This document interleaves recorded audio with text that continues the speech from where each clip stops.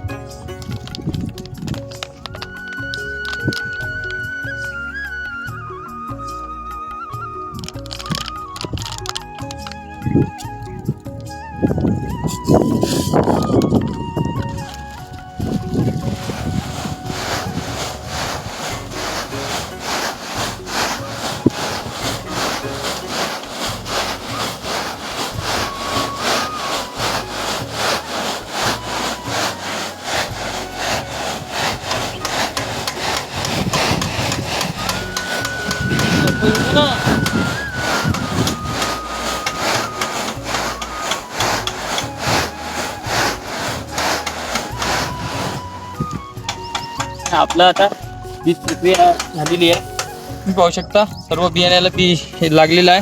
आणि विशेष म्हणजे याच्यामध्ये तुम्ही सध्याही पोतडीत भरलं त्याला पाण्याचा हे बी नाही आहे. तुम्ही दुसऱ्या याच्यावर काढलं तर त्याला बी अजिबात म्हणजे औषधी लागणार नाही.